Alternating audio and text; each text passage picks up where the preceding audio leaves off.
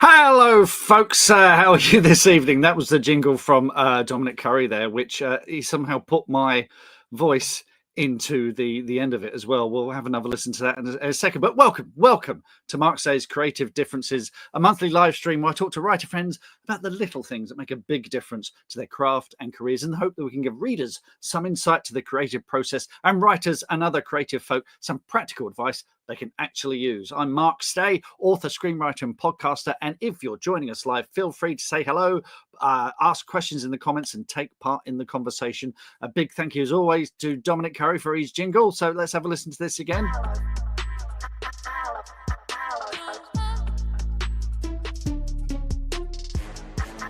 Hello, folks. See, that's my voice at the end. It could also be the sting for a TV detective series, much like the sort written by my special guest. My special guest's debut crime fiction novel, The Jigsaw Man, was won by HarperCollins, HQ HarperCollins, in a 6-publisher auction. The Jigsaw Man was published in 2021, became a bestseller, has been translated into 15 languages, and has been optioned for TV. My guest is also the presenter of the Conversation podcast, which is a fantastic conversation, brilliant podcast for writers. Definitely check it out. I listen to every episode. She's a brilliant writer and really insightful on the craft and business of writing. It's only Nadine Matheson. Hello, Nadine. How are you? How are you doing? I'm very well, thank you, Mark. How are you? I'm very good indeed. Welcome to the Creative Differences podcast. Now, what I do with our guests is I ask them to fill out a form before they come on the show, and they just to make sure I've got all the right links and everything. And I ask you to put comments at the end. And it says here, you were in a film with Idris Elba. Please tell me that. Right. So I'm terrible. So I'll get like these random ideas into my head. And I remember it was New Year's Eve. And I said, oh, I want to make a New Year's resolution to be in a Hollywood film. So I joined this extras. I joined an extras casting agency. And I got casted for in episode of 24. They did a special in London. Right. And then they called me up one day and it's like, oh, are you free? And I was like, for where? We're shooting a film in Greenwich. And I'm like, well, actually, I can walk down to Greenwich. Nice, and they said, yes, an Idris Elba film. And I was like, I can definitely walk down to Greenwich and be in this film. Because it's Idris Elba. And I went down there and it was the last time I said never again, because it was December by the river. It was like -2, but probably lower with the wind chill. And we were supposed to pretend it was July in Paris. Oh my God. And I think I was there from about 10 o'clock in the morning until 4.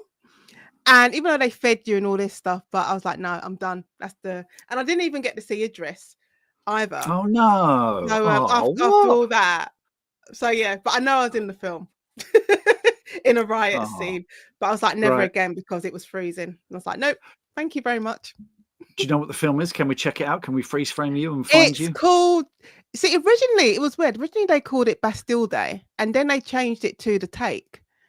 And the guy whose name I can't remember now, who was in Game of Thrones and got killed in the Red Wedding, he was in it as well. Brilliant, absolutely brilliant. Well, movie stardom awaits, so it's I know, one day. Yeah, one day, definitely. Well, let's talk about, because The Kill List is out in paperback. I'm reading it now. I haven't finished it yet, so no spoilers, but I've just got to a bit with a refrigerator. Now, if you know, you know. And I love Henley. She's so no nonsense, but her past is coming back to haunt her in this one. Do you want to give us an idea of what's happening with The Kill List? Yeah, I'm so glad you got to the fridge bit. I love it when people get to the fridge bit. Oh no, don't open it. It's so good. No, but her past has come back. So 25 years ago, when Henley was 15, her best friend Michelle was murdered.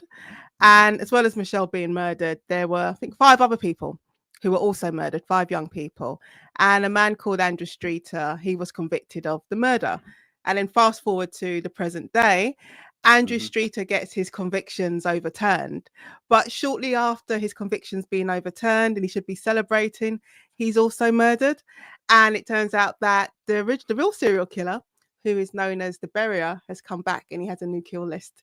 So Henley has to deal with him and the old cold case. And so she's back in a serial crimes unit back.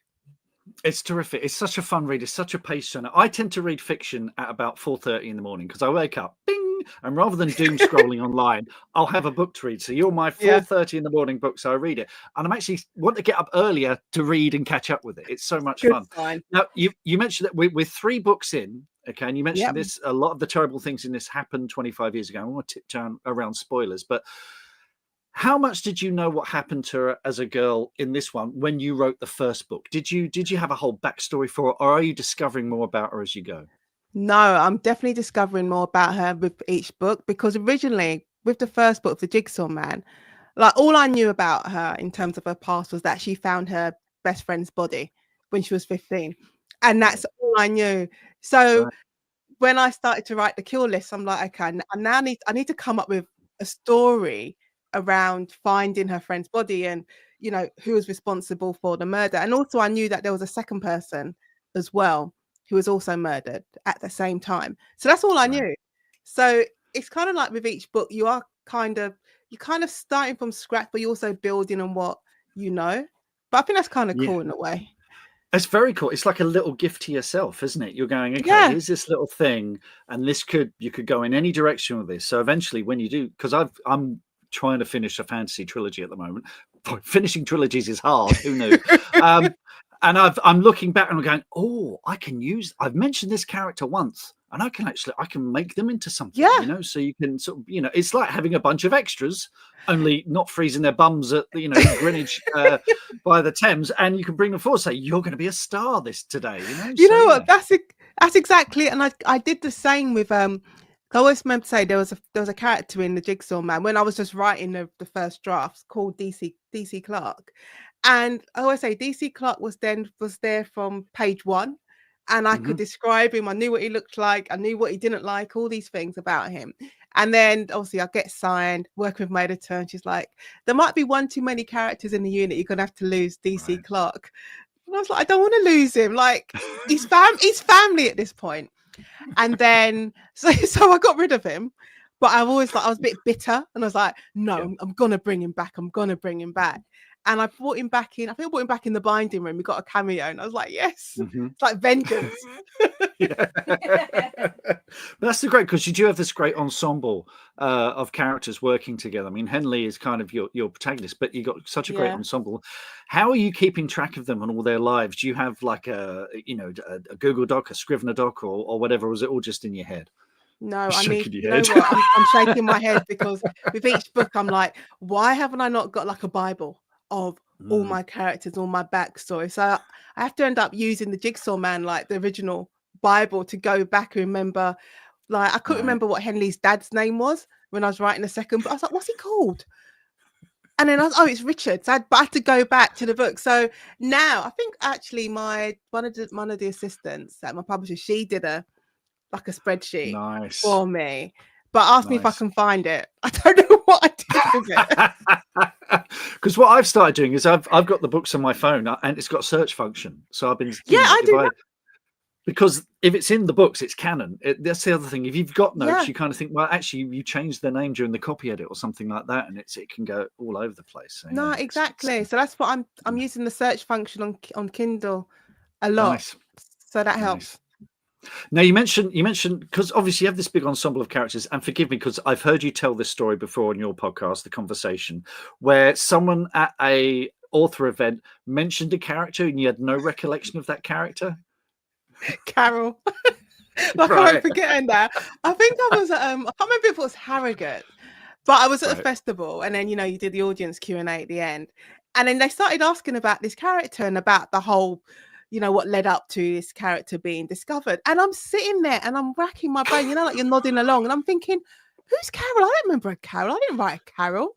There's no Carol in the book. And this person is still carrying on. And I'm like, no, she's made a mistake. And all of a sudden I was like, oh, Carol, I do remember Carol. I did kill her. They did have to exhume her body. Yeah, I remember Carol. But you forget, because it's so long ago since I wrote the book now. Yeah. Oh, Gavin says, oh, poor Carol. Isn't that a song? But this is the thing, what most people don't realize is, say you're working on your second book. Well, the first book was over a year ago, and you're probably deep into your third book. So anything that was in that first book is kind of, it's gone, isn't it? You know, I feel the same way, like when I was doing trials, going to court. It's like you learn everything you need to learn for that trial, and you're all, it's all consuming in that moment. But then as soon as the trial's over, it's like I empty my brain and you move on to the next one.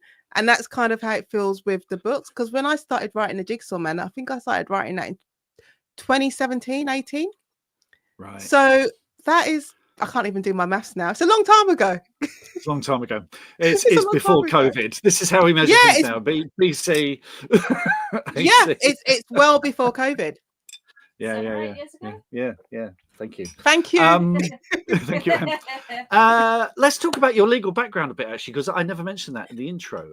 Tell people, because you're teaching now, but you used to practice law. Can you? And obviously that's kind of informed your writing, isn't it? Yeah. So I was a criminal. I've got to get it right. Not a criminal solicitor like Breaking Bad, but Better Call Saul. But I was a criminal defense solicitor, and I could only realize that I've been doing it for like over 20 years, been working in criminal law. So I've been doing that, and that involved everything. So representing someone from the police station, magistrates court, crown court, through to the court of appeal. So I was doing that, and then 2019, I think just when I signed, I was like, I'll take a break, but then it just coincided with taking a break, and then COVID kicked in. So I then kind of never went back after that, but I still teach the baby lawyers, but I do that freelance, so that's as and when. I know I call them the baby lawyers. I keep hearing this on the podcast. I'm thinking, how have you not been cancelled? How do they feel about being called baby? Were you called a baby lawyer when you were a baby lawyer? Yeah, definitely. They're just, but we just call baby lawyers baby barristers. So they don't mind. They don't mind. Now, there are lots of flashbacks to the 90s in the kill list. So I, reference this thing like a Discman, which do you even know what that is? You had a Discman. You had a Discman. Yeah, sorry. So I was going to say, what's it like writing about late 20th century period history? I'm only laughing because in my head, obviously I'm in my 40s. So, and they say I still say I'm Gen X, but apparently I'm a Zennial. But anyway, it doesn't seem that long ago to me in my head, like the 90s. It just feels like the other day, but we're talking like over 30 years ago now. So in one hand, I don't like it being called history because it's my life, but it is history. But it was fun in a sense because it was just kind of looking back at what I was doing back then in like 93, 94, 95, that era, and because even when I was writing the book and doing those flashback scenes, there's a scene when I don't know if you come to it, but there's a scene where Andrew Street is sitting on a wall, and Henley can see him sitting on the wall. And when I was writing it, I had to ask myself, well, what is he going to be doing if he's just sitting on the wall? Because if I'm writing that scene now in present day, they're going to be on their phone. Yeah. Watching Netflix. You're doing everything on your phone. You could be writing a book on your phone. So I had to think back and be like, well, what would he have been doing? And the only thing I could think of is he's reading the Evening Standard. Because that's the only thing you could pick up from like train stations or, in the news agents, like if you're on your way home from work. So it was fun going back to the 90s. But also as well, I was like, okay, if there's an emergency, Nash needs to call the police. You're either going to run home or you got to go and find a phone box. And then I was thinking, well, sometimes you'll get to the phone box and the phone box, someone's ripped out the cord from it, so it's not even working. So there's all these little things. So it was fun going back and thinking about music and TV and going back to my recollection of areas like where I grew up and what was, how they looked. And that's also the hard thing as well, because sometimes there's not that much photographic evidence from like a specific point in time, like in the night. So a lot of it was my recollection also. Yeah. It's it's too close to, because you try and think of what mobile phones we were using then as well, and little things like that. And when did I get my first mobile phone and blah blah, and it just feels like 5 minutes ago to me, but it's clearly I got mine in 98. I got mine in 1998. That's when I got my phone, and I got it for Christmas. But even then, there was like some people didn't even have mobile phones in 98? I think that's roughly when I got mine. I got it for work because I was a sales rep then, and I set Yeah. it for some annoying ringtone that I thought would be really funny, and it went off in the middle of a shopping centre, and I've never felt so conspicuous in my life. It's like, well, I'm never doing that again. Yeah. And they were such bricks as well. Oh God, yeah. And it came in its little case with lots of padding around it to make sure in case I dropped it. Whereas those Nokia, you could drop them out of an aircraft, they'd still work. 3210s will never die. Right, that's enough about the past. Let's talk about the future. And I've queued you up for this. I want to make sure you're okay with this. But like me, you and I, pretty much like every author we know, discovered that that our work had been stolen to be trained for Meta. So for the uninitiated, I'll just give you I'll just run this down for folks. So Meta, which owns Facebook, started training its AI model, which is called Llama 3. Where do they get these names from? And they had to decide what they trained the AI on, and they had discussions with different companies about licensing research papers and books, which they decided was, air quotes, unreasonably expensive and slow. So instead, they chose to use LibGen, which is a piracy site with 7.5 million books, 81 million research papers. And the team at Meta got permission from Zuckerberg himself, apparently, to download the LibGen library of stolen books and papers. Now, this has all been revealed because of a copyright infringement lawsuit against LibGen, which led to Meta's internal comms being unsealed for the case. This is all outlined in an article in The Atlantic. And Em, if you can put a link in the comments, there's the main article is behind a paywall, but you get one free article. We'll also put an Apple News link on there if you subscribe, because you can get through to that as well. And it's I mean, The Atlantic, very much in the news this week as well. You know, they're on the roll, aren't they? They really are. Good week. So The Atlantic, they posted a searchable database of all the books on LibGen that may have been used to train Meta's Llama 3. And I popped mine in there because, thinking maybe. And they're all on there, including a French edition of Robot Overlords. And I imagine you did that too, Nadine. So how are you feeling about it? I'm sure you have thoughts on this. Can I swear? I'm so pissed off about it. I'm so pissed off with it because I put my name in there, and I didn't think they would use my books, because I'm thinking I'm not like a massive name or anything. So I thought, they'll go for the J.K. Rowling's, maybe the Michael Conleys, but they're not. My name, my books are not going to be there, and they're all in there. There were 13. I haven't written 13 books, but there were 13 copies of my book. So it was my self-published book, The Sisters, Jigsaw Man, Binding Room, and The Kill List. Then there was French editions, Spanish, German, I think, Czech editions. Yeah. So I was like, how dare you? Like, how dare you steal not only my books and steal all of our books and think it's okay? And I find it's just so arrogant and entitled, and I'm still angry about it. It's the fact that they knew that they thought, well, we could go to companies and ask for licenses, and they said, well, it's unreasonably expensive and slow. They said it might take up to 4 weeks for these files to come through. But I'm sure, if they'd come to us and said, look, we're going to pay because if someone wants to use my stuff, they need to, it's my copyright. You pay they have for to it, license it. Yeah, license it. And I can choose whether or not to go for that. That's a choice. Every author gets to make that choice, but none of us have had the opportunity to make that choice. So I think that's what's so annoying about it. They took away your opportunity to say yes or no. They just completely took that away from you. And then if it wasn't for that article, and it wasn't for that class action suit that's going on in the States, you'd be none the wiser. Yeah, I mean, to be honest, we all knew this was happening, didn't we? We all suspected it, I guess. But like you say, we assumed it was the J.K. Rowlings and the big blockbusters but not all of us. Not all. It's the thing. Not all of us. And I think the man's worth 175 billion. I don't know. I could be making that figure up, but he's worth so much. And you think, it's going to be too much because I might say no, but you might say yes. So it's not. He doesn't want to pay. It's a choice. It's a choice. But he's used to that, isn't it? He's probably going to see me now, but he's used to stealing from people. He's so Facebook. This is it. I'm now thinking of stealing Meta's Facebook code and starting my own social media channel. Well, why not? Fair use. Yeah. I did hear it years ago, a solution for piracy, which I suggested when I worked at Orion, but they all rolled their eyes at me, which was what you do is, because every publisher has a feed, they have what's called an Onyx feed, and it goes out to Amazon and blah, blah, and all the retailers and all, that's how your metadata gets out there in the first place. And I was saying that with your feed, you should send out a version of your book where the first 100 pages are repeated 3 times. So when someone downloads it as a pirate book and they get 100 pages in, they're already invested, it starts repeating itself.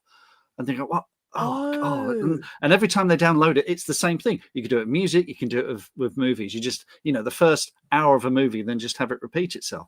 So you're getting people enough that they're invested in, like, well, I've got to watch the rest of this or read the rest of this or whatever. But then it also makes the piracy sites unreliable. You don't know what's what, and I said we should just make this part of our flow, so that we send it all out to pirate sites as teasers, if you like. But they all rolled their eyes. But I can't take credit for that. I heard that years ago. And I think it's just a good idea, solution. But what do we know? We don't know. Clearly, we don't know anything. We don't know a thing. No. But the Society of Authors sent a letter out this afternoon with suggestions of what you can do, and there's some sort of protest next week. They're going to wave placards outside Meta and stuff like that. I mean, there's protests, right? Do all of that, right to MP, right to Zuckerberg. I said for the use it will do, but you can do all of that, but you got to make as much noise as possible. But I think the problem is as well is that it's one thing, us the authors and the creatives, whether it's music, art, raising up a stink about it and complaining, but it's also the consumers of AI stuff, because I've seen so many posts where people think, oh, it's okay, like I don't understand what the problem is, like I'm reading your book, aren't you happy I'm reading your book? I'm like, no, I'm happy you're reading it, but I want you to pay for it. It's simple as that. Or borrow it from the library. Even absolutely better. Totally. It's you can get it for free. You it's can not like there's not a method of doing it. Yeah. So it's one of these things. Ironically, seeing it a lot on Facebook as well, which is like relatives sharing images. You go, that's AI. That's some AI crap that you've shared there, but they just don't know. They just don't. No, and I'd leave Facebook, but how do I keep in touch with all my elderly relatives? Because they're all on there. This is the thing. It's like my family is all over. Hi, family. They're all over, and it's like that is how we keep in touch with lots of them. Yeah, absolutely. Well, that's that. We've ranted a bit. We did. Let's move on. I want to, talking about family, I want to ask about, are your mum and dad okay? Because you were all in Hurricane Beryl. And do you mind if I show a clip of, no, I don't mind. Because this is extraordinary. I'm just going to put a quick clip up that you can all look. I said we have no roof. We have no roof. We have no roof. My bedroom. I'll show you my bedroom.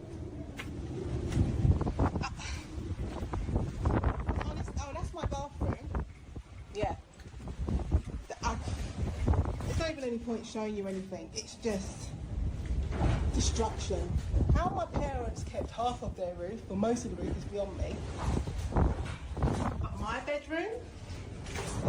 I haven't opened the bloody door. Oh my god. Okay, this is my bedroom. I have no roof.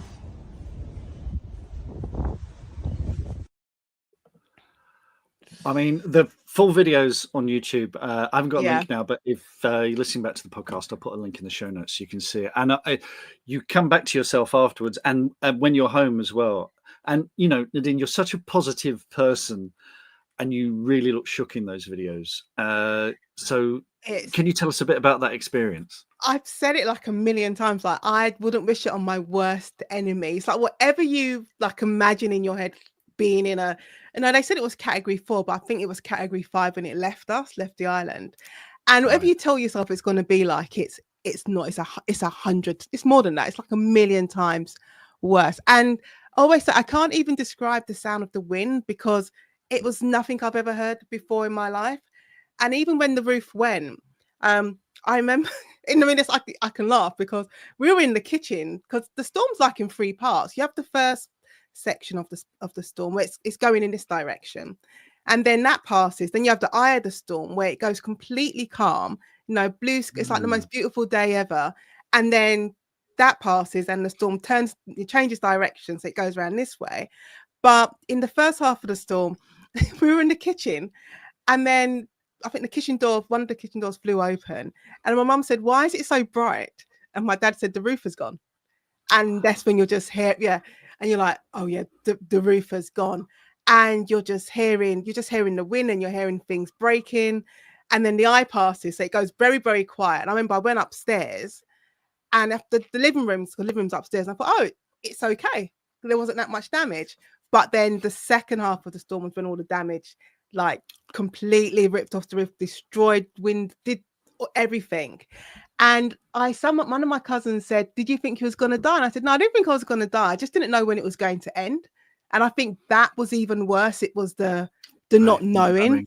Yeah, you just don't know, and you're just waiting. And I think it properly started at about 9 o'clock in the morning, and then it didn't stop until about 1:30, 2 o'clock. And you were just bunkered. Yeah, so half of it were in the kitchen. Second half, we had to move into a different room because it's changed direction. So we're in a room that's kind of like in the middle of the house. So it's kind of like it's protected. So there's no window, nothing. And we was there. And then we didn't leave that room till about 3, because the wind is still out there. Yeah. So at 3:30, that's when I grabbed my phone, and I thought, and I said to you earlier, I think it was, I took so many videos because you're trying to process what's happened. Yeah. You've got no roof.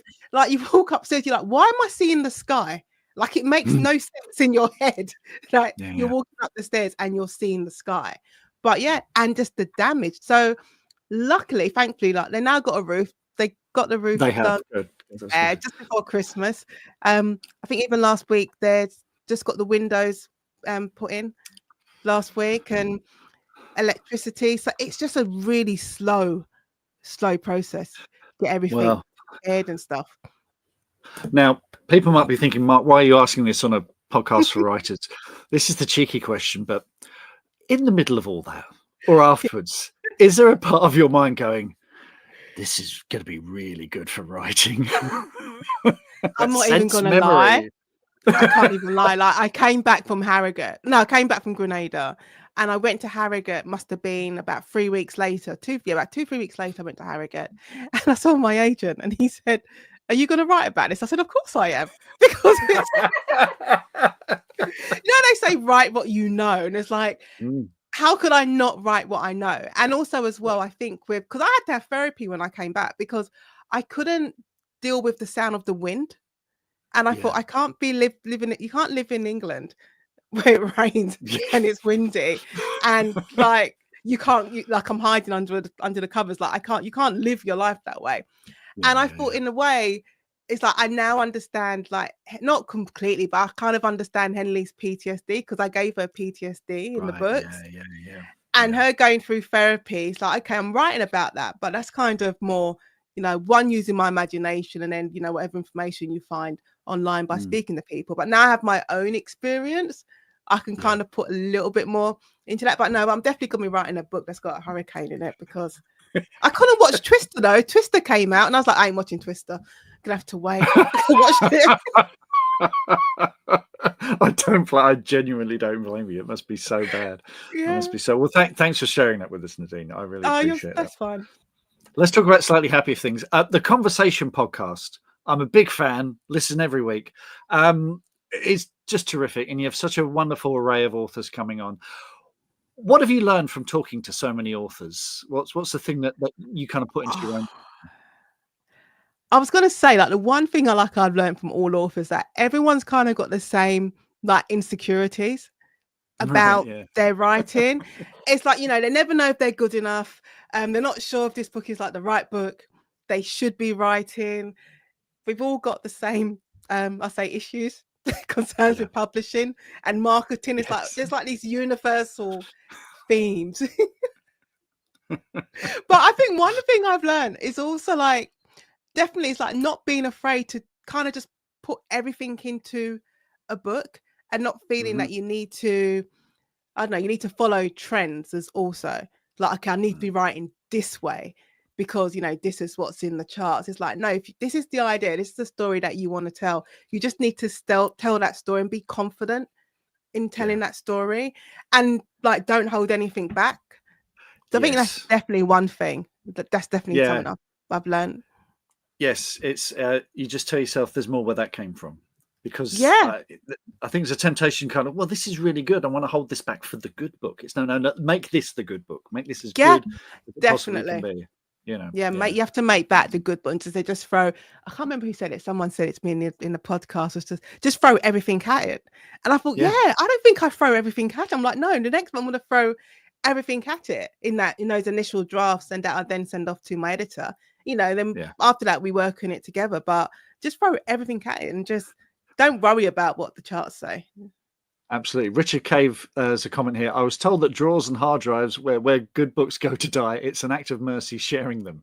Yeah, they're too, it's mind you, I've got lots of stuff that I never want anyone to read, frankly. Now, also, as well as the Conversation podcast, you've got Substack and the Writer's Verdict. Tell us about, I mean, you're your own social media yourself, Nadine. I mean, this is amazing. I think I'm very angry these days. It's like no, because there is so much going on in the world. And it's like, I keep saying, like, every day you go to bed thinking, okay, you're going to wake up and everything's going to be kind of sane, and you wake up and it's just something new, and you're thinking, and I feel like as writers, if we put this in a book, our editors would say no. Like, this is just completely unrealistic. Like, if we go to the Atlantic and Jeffrey Goldberg, the journalist, who would have thought if I'd written in a book, this character is going to be added to a group chat on WhatsApp involving the defense secretary and head of the CIA and national intelligence, I'd be like, no, that wouldn't happen. And like, it happened. So I feel like I've got a lot to say, and there's so much going on. So I thought, I can pull it in. I found a use for my Substack. So I just throw it into my Substack every Monday. So it's like it's just almost like therapy again, just getting it out there. It's almost like therapy, and it is fun though, and it's good when you see people like responding to it, whether they agree or don't agree. But it kind of like, it encourages conversation, and I kind of feel like it's kind of like a safe place to say what you want to say and be involved. Absolutely. Well, folks, again, I'll put links in the show notes for those, so you can check those out. Now, talking of therapy, writing, look, there are some of your books there: The Binding Room, Jigsaw Man, The Kill List, and their various editions as well. There's one missing from there, Nadine. I saw you the other day talking about something called The Shadow Carver. Now, I'm sure you can't tell us much, but can you tease us with something? Yeah, it's Henley book 4. Mm-hmm. That's all I'm going to say. No, I'll say more than that. Fair enough. That's all you'll have to say. No, all I can say, it hasn't got a cover yet, so I'm looking forward to seeing like the cover concepts, because that should be coming in soon. But all I'll say is Henley book 4. Everyone's back, but not Olivier from the Jigsaw Man, because everyone always asks for Olivier, and I'm like, no, he's not back. So he's not. If you're hoping to see him, he won't be here in book 4. But what I will say, it's very much about revenge. I'm just gonna leave it at that. There's a strong theme of revenge going for it, but it is good. I don't know, I wonder if it's my darkest book. I'm not sure. I think I need readers to tell me, because I can never tell. Excellent. Well, I can't wait. And speaking of dark, I think the last time we spoke, you were talking about your ambition one day to do a Batman comic. Are you any closer to fulfilling that ambition? No, DC are ignoring me. Oh, DC, come on. I don't know who I need to talk to, or just someone out there. Can you just please speak to DC? I don't even need to manifest this. I don't even need to do Batman. I'd always say, like, any random character who just needs a little bit of a, they need their moment, I'll write it. Yeah, no, we got to make it happen. We got to make. I mean, Batman. Come on, there's always room for more Batman. There's always room for more Batman. Who's your favorite villain? Who would you put him up against? Let me think. You've thought about this more than any other question I've asked. I know. Because I feel like everyone would be like, put him against the Joker and the Penguin. But I'm like, no, they've all done that. I don't know. Who would I put him? You're going to have to come back to me. Oh, someone said Bane. There we go. It's good. Always a good Yeah, suggestion. Bane's always a good suggestion. We'll Scarecrow. come back Let's to put him off. Scarecrow. I'm gonna put him off against Scarecrow. Excellent. Excellent That's answer. who's Right. Let's get on to our regular questions, shall we? I ask these of all our guests, which is a feature I've stolen from your podcast, Nadine. Is it? Yeah. Well, you asked the same questions. In fact, there was one that you asked, and I never had an answer for it, and I've got one now. So I'm going to have to come back on one day so I can give you the answer, Okay. which was the setback in your life. And I go, oh, I haven't. Oh yeah, the challenge. Yeah. That's anyway. We'll come back to that. Anyway, Okay. what small thing has made a big difference to your creative process? Right. What I do now, before I just used to write my first draft, and it sounds like a big thing, but it's not. It's a small thing. But I used to write the first draft, and then after that, then do the rewrite, restructure, whatever. That's the second draft. But now I don't. I write up to Act 2, and then once I finished Act 2 in the first draft, that's when I start doing the rewrite.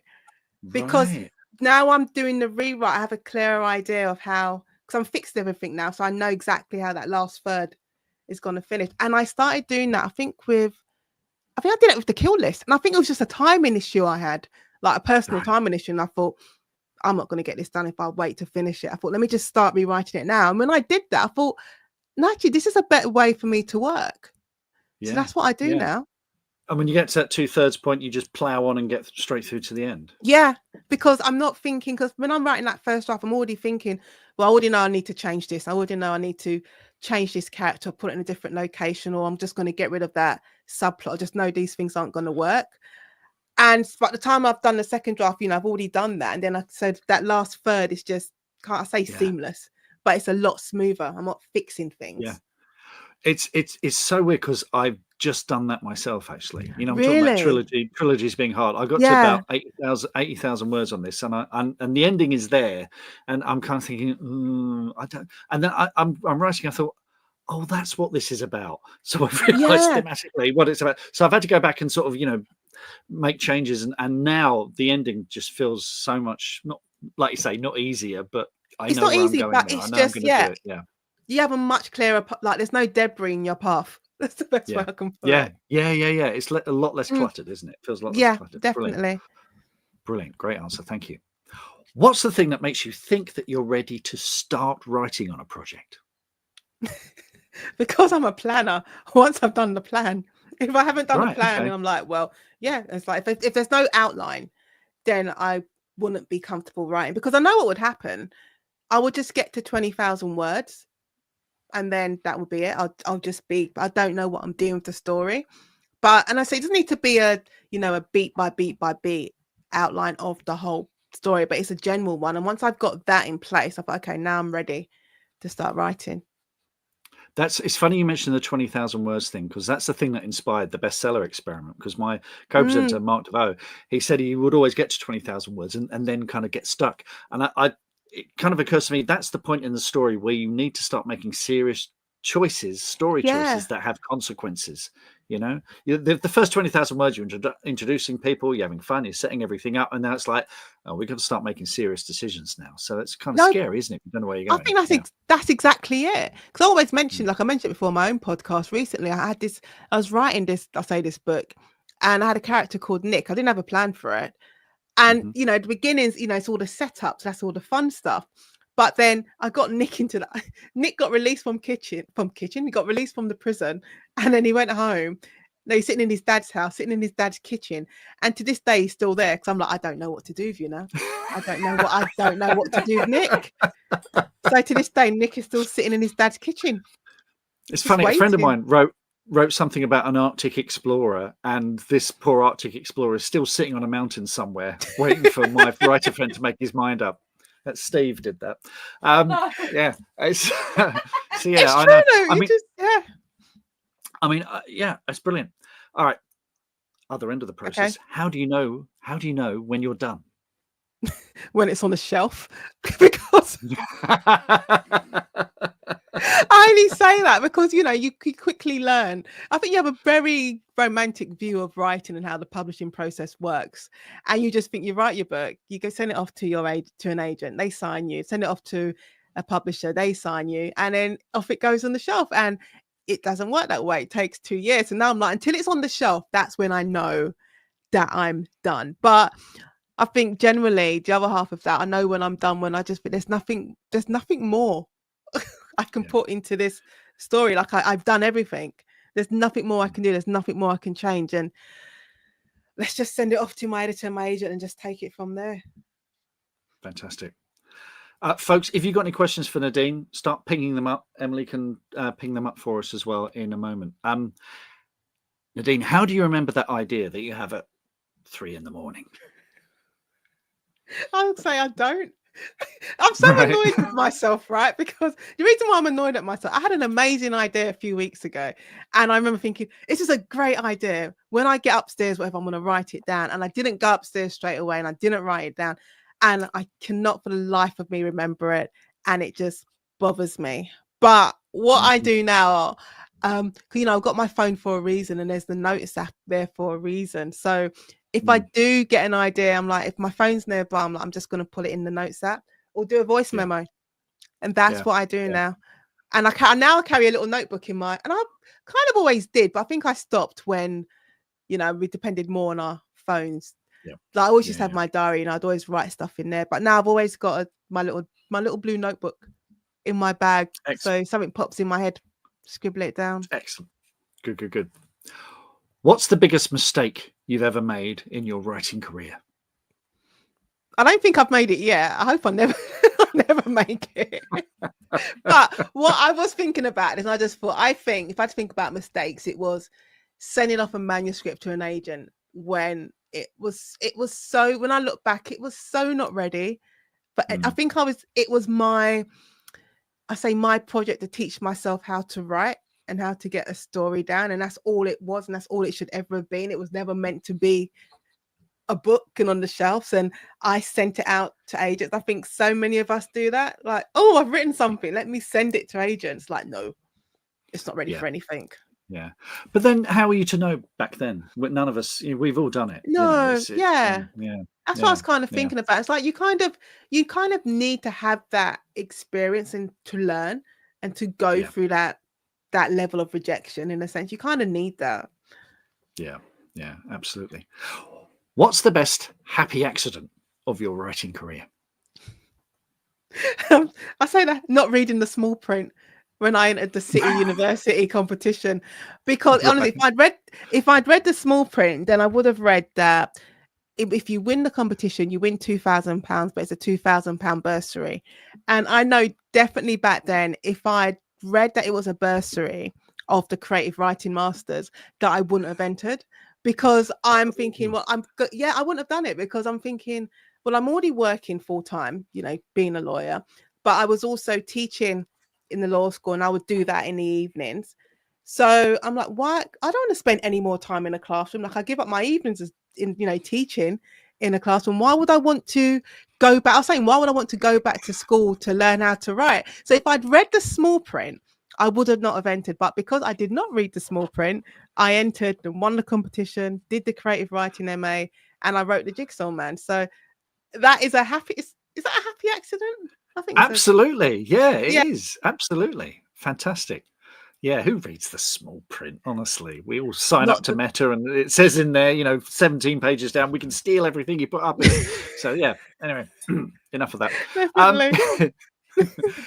Is there a character or story swirling around in your mind that you want to write, but you're not ready to write yet? Putting Batman to one side. Putting Batman and every other DC character and Marvel. I'm not fussy. Like, I'm not proud. I'll do them all. But no, I do. I have this character, and it's kind of the thing. Like I have the character, but she's not fully formed yet. But I already know the story. Like I got the chrysalis of the story, so I kind of know how it begins, and I know it's in Grenada, and I know it is kind of like a serial murder, but it's not a police procedural, and I know it, and it's in my head, and I'm like, when I have time, I need to just get the outline done, and then take it from there. But I feel like I love I love the idea of the chrysalis idea as well. You can just put it over there and wait for it to become a beautiful butterfly one day. Yeah, I know. It's going to be. It'll be dark, and I want it to be really dark. Right, a dark butterfly, then. Yeah. A dark butterfly. Yeah, a moth. Let it be a moth. Yeah, exactly. Yeah. Death's head moth. Em, have we got any questions? Lovely. Okay, let's have the first one up then, please. Richard says, how do you pick names for characters? I really hate that. I put a poll up on Facebook. Who of my friends wants their name in it? Even Marcus found his way into a script. Yes, Richard, you'll be hearing from my lawyers. How do you pick names, Nadine? Oh God, everything. It's sometimes I've used friends' names as placeholders, and then they've just stuck. Right. So that's one way. That's how, like, Henley's husband Rob. That's how he got named. I was using my friend's Rob's name as a placeholder. I said I'll change it, but then it just stuck. Sometimes it is literally. Oh no, I've gone. I think most recently I've done Crystal Palace football team.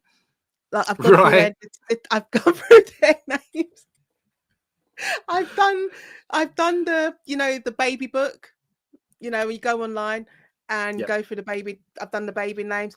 What else have I done? I think I did this today. I went through I was on the Guardian's website, and I'm just going through the names of people who have written pieces. And I was like, okay, I might use their name. Yeah. So I've done it so many ways, so many different ways. Good answer. I've been meaning to say about Crystal Palace. I've been meaning to tell you for years. My dad reffed a Crystal Palace game. He did years ago. Yeah, it was a pre-season friendly, and it was when Steve Coppell was manager. And he booked like 7 players. It was a really rough game, apparently. So yeah, I was. I've been meaning to tell you about the Crystal Palace connection because I know you're a big fan. I am. Okay. Brilliant. Thanks for that, Richard. Any other questions then? Oh, Richard again. He's keen. Can you ask if it's normal for an author to have a notebook and pen in every room? I have Moleskine books everywhere. I even have a new Moleskine ritual. I'm not going to ask about that. Notebooks. You mentioned notebooks earlier. Are you a big notebook fan? Do you have one in every room? Yeah, I got notebooks everywhere. I had a Wonder Woman one I was looking for. I don't even know what I did with it. But no, I have notebooks everywhere, and probably invisible like a plane. Yeah, it's invisible like a plane. I do. I even got the the Remarkable, so like the digital. Oh yeah. Notebook. Yeah, I've got that. Because they're like, oh no, you can use it to replace like your physical notebook, and I'm like, I don't think I can. I kind of utilize both, but no, if a notebook won't do, back of envelopes, back of receipts, like anything I can write on. But no, it's perfectly normal. Good. Thank you. Any more questions then? Lovely. It's Gavin.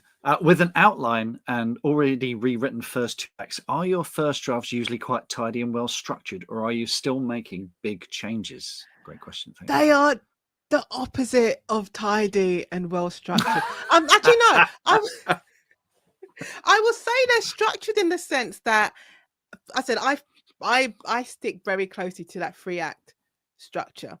So yeah, so they're structured in that sense.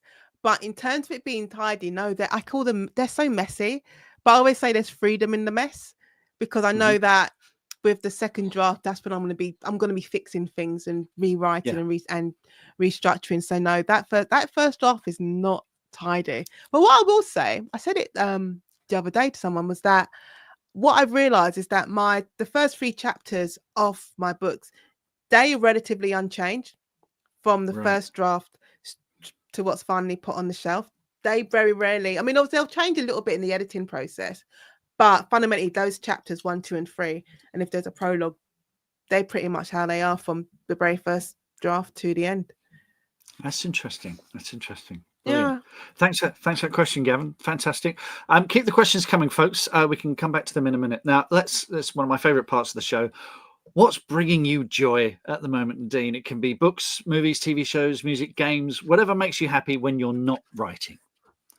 I said this when I wrote it down, I was like, Top Chef. I love Top Chef. It's on Amazon Prime, and I don't know, I think it's like 15 chefs. There it is.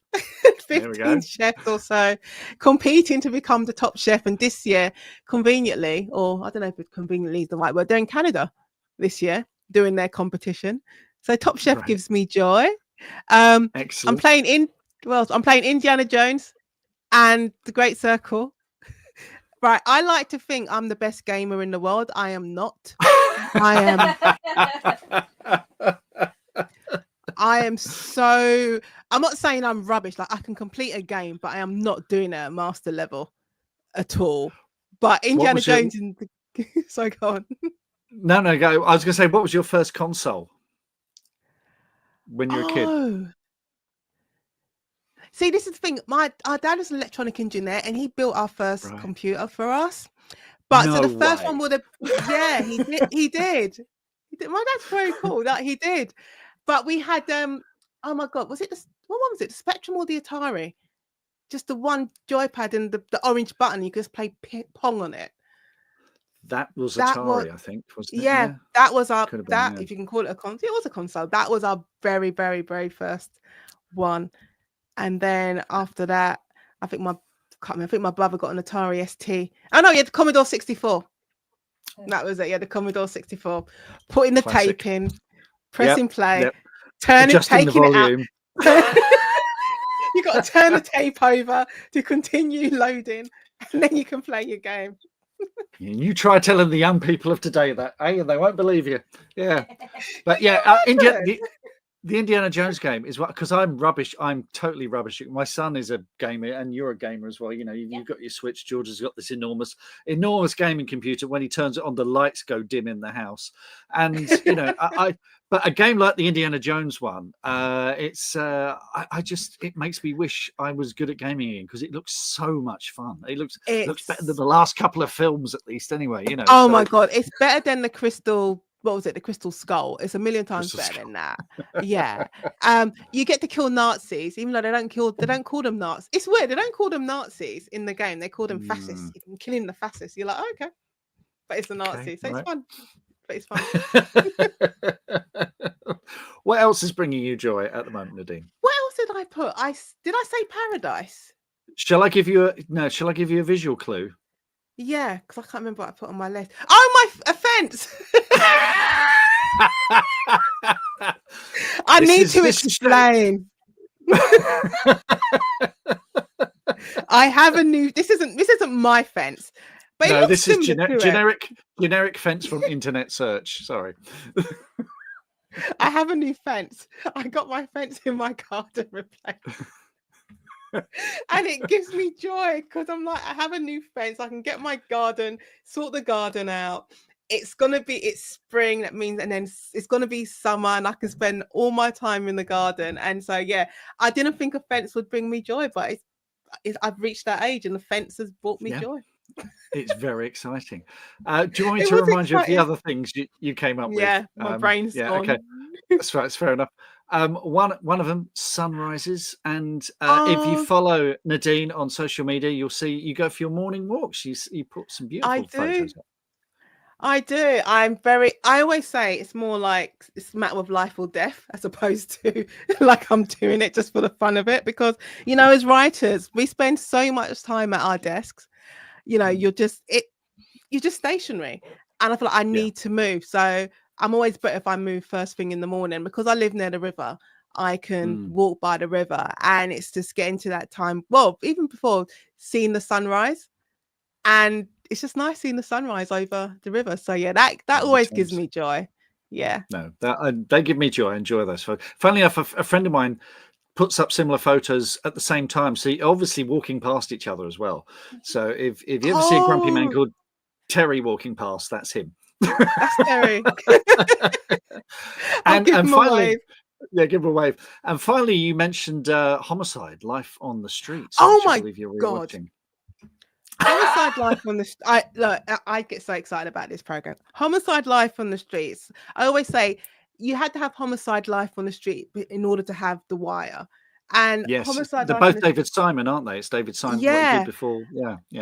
Yeah. And Homicide, you know, he based it on a book, and I think it was like 92 when it came out. So I was 15. I don't know what I was doing up watching it, but I started watching it at 15, and I was just hooked on it. It's so good. And I think in a way, it kind of just, I never thought about it before. I think it kind of does remind me of the Serial Crimes Unit, because, you know, they're so committed to their cases, but they all have the, you know, you see the group, they're strong individual stories, and you're seeing how these cases affect them not only at work but outside also. And then also we say you have these I say it's like pockets of darkness that you have when you're watching it. So it's not just all, you know, blood and guts and shooting down criminals. There's light, you can find light moments, but when the dark moments come, they're dark. And it's on Sky Atlantic. They should pay me for this. Actually, it's on Sky Atlantic repeating, so you should watch it. No, I never saw it, and when you recommended it, I thought, oh, it's David Simon, and that's a young Andre Breuger, who, you know, he looks so young there. And I was reading up about it, and of course, go on. No, I was gonna say, and I think her name's Melissa Leo, the actress. Right? Yes. Yeah. It's good. So you're saying, and I read somewhere there's like there's one episode that has Andre and Vincent D'Onofrio, which is essentially like a two-man show. D'Onofrio's playing a guy who's dying. Yeah, so I love stuff like that. So yeah, I might be jumping in and checking it out. So yeah, thanks for that. It's a great recommendation. Great recommendation. Thank you. I'm going to quickly run through the things giving me joy this month. Now, this launched just this week. The Studio is another great show from Apple TV. It's a really funny show, but Seth Rogen's character has become the head of a Hollywood studio, and he's wrestling with the egos of colleagues, actors, producers, directors, writers. The first couple of episodes are so funny. There's they've got some cameos from Martin Scorsese, Charlize Theron, Steve Buscemi. Regular cast has Catherine Hahn, Catherine O'Hara. And if you've ever wondered how terrible movies get made, this will give you the answers. It's really, really good. The other thing that's given me joy at the moment is Lego, and I'm just going to give you a little. And where's the video gone? Oh, where is it? There we go. I'm going to give you. I, at the risk of sounding like an 8-year-old, I got some Lego vouchers for my birthday last month. And with them, I bought this wonderful medieval village set. So I'm just going to show you what that looks like. Unmute my microphone there. It's talking about a month ago. Absolutely brilliant. Something that put together a Lego set. It really should be available. Lego has been bringing me joy. The other thing I've been doing while I've been doing Lego is I've been listening to Classic FM at the movies, which is its own digital channel. It's a digital radio station that just plays movie music and ads, but there are no annoying DJs. It's just one track after another, interrupted by ads. It's a bit first base in its choice. If they play the theme from American Beauty one more time, I may spit. It's become my go-to choice for music when I'm doing admin in the afternoon. So I absolutely love it. And for those of you looking for love, Classic FM, one of the ads that came up, they've launched a dating service, Classic FM Romance. Anyway, the other thing that's been bringing me joy are Comic-Cons. Last month, I've been to Crawley, Peterborough, Milton Keynes, Bournemouth. I've absolutely loved it. I'm kicking myself for not doing this sooner. I'm on a mission this year. I'm doing as many Comic-Cons as possible. So a few dates for your diary. On the Saturday 5th, I'm at Herne Bay, just up the road from here, and they've got an actual Doctor Who. Peter Davison's going to be at that one. On the 6th, I'm going to be at Maidenhead. On the 13th of April, I'm going to be in Luton. Easter Sunday and Monday, I'm going to be at Fort Amherst in Chatham. That's going to be fun. I'm in a cave for that one. And Saturday 26th, I'm at Banbury. And on Sunday 27th, I'm going to be in Southampton. So do come along if you're anywhere near there. And then looking ahead to May, on Saturday 10th of May, I'm going to be at the Beyond the Book Festival in Brighton. They've got a fantastic lineup of authors there, including headliners Dorothy Coomson, Ellie Griffiths, Ruth Ware, and then little old me, bottom left-hand corner, you can see a copy of The Corn Bride there. That's me. I'll be there. I'll be moderating a panel discussing world building with Natasha Pulley, Adam Simcox, and Zuleika as Afzal. My apologies for getting that completely wrong. I did rehearse it. So yeah, do come along to that. It's going to be an absolutely brilliant day. 18 authors, loads of great events as well. There's agent pitching, and there's it's going to be really, really good day. So pop down to the Brighton for that at the Beyond the Book Festival. Again, I'll put links in the show notes so you can check that out. And twice a month, I run live sessions on Zoom, the Green Room, which is where you can ask me questions about the craft of writing, your working process, the business of publishing. Sessions of fun, informal, chatty. They've all been really, really good fun so far. The next session is on Thursday, 10th of April. That's a Q&A session. And then Wednesday, 23rd of April is a 200-word workshop session. That's where you send me 200 words of your work in progress.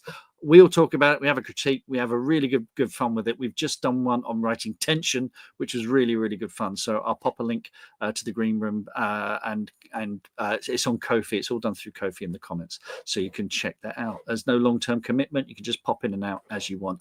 And this month, The Corn Bride was released. It's out. A huge thank you to everyone who read it, bought it, downloaded it, borrowed it from a library, and to anyone who shared their thoughts online with a review or a rating. It really makes a huge difference.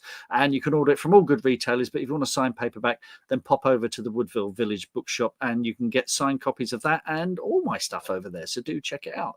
Now, I really hope you've enjoyed this episode of Creative Differences. You'll find all the links we've discussed in the show notes for this episode on the episode's webpage at marksdaycreativedifferences.com. A huge thanks to Emily for production assistance, to Kai for the edit, and Dom Curry for the jingle. Shall we hear the jingle again? Let's do that again. Or not.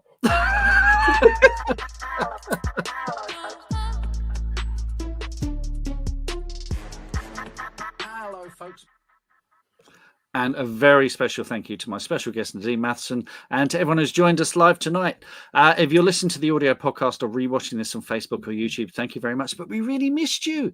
And you're more than welcome to join us next month with our special guest, which is Tracy Buchanan. It's going to be on Tuesday, 22nd of April, 8 p.m. BST. Note the shift to British summertime. Clocks go forward in the UK this Sunday on Mother's Day, which seems unusually cruel. But Tracy writes really gripping thrillers that delve into the darkest corners of family, psychology, forensic investigation. Her books explore secrets, lies, dangerous choices people make when pushed to the edge. But also, as a child, she crafted stories using cutouts from her mum's Littlewoods catalogues. So this is going to be great. Tracy also runs a really great writers group on Facebook. She's a brilliant advocate for authors. It's going to be a really lively one. So pop that date in your diaries now, 22nd of April, 8 p.m. BST. And if you've enjoyed this podcast, things like ratings, reviews, they all make a massive difference. Finally, I popped over to Apple Podcasts this week, which I haven't looked at for ages because I use Overcast. A whole bunch of 5-star reviews. Thank you very, very, very much. So Nadine, thanks so much for joining us today. Oh, thank you. And a blast. It's been absolutely brilliant. So what's coming next from you? Apart from what am I doing? Yeah. What am I doing? You know what? I'm in a very funny little period where I don't actually have anything to do technically. So I've done my outlines for Henley 5 and 6. So I've also done an outline for a standalone. So I'm just waiting for my editors to come back and decide which one I'm going to do next, whether it'll be Henley 5 or a standalone. And I'm just coming up with different ideas. So I'm making the most of like my downtime at the moment. Fantastic. And finding, you know what, when I saw your Lego, I was like, that's exactly what I was talking about in my Substack about having a joyful hobby. Lego's your joyful hobby. Absolutely. Yeah, I'm a proper little Lego nerd. Did I see also you're doing, is it Crime in the City? Did I see I'm doing Capital. Yeah, I'm doing Capital Crime. Capital Crime. Sorry, yes. June. Yeah, I'm going to be interviewing Linwood Barkley and Andrew Child. So that's going to be fun. Fantastic. Oh, that will be great. I love Linwood. He's a lovely guy. I used to sell his books. He's fantastic. Wonderful. Yeah. Well, Nadine, thank you very much. And thank you everyone for coming along look, Richard says, thank you, Nadine. Really cheered me up. I'm glad. Such a positive force. Do check out The Conversation. It's a brilliant, brilliant podcast. And until next time, folks, happy writing, reading, and being different. And let's see if I can play that jingle one last time. There you go. There you go. It's a great jingle. It's a great jingle.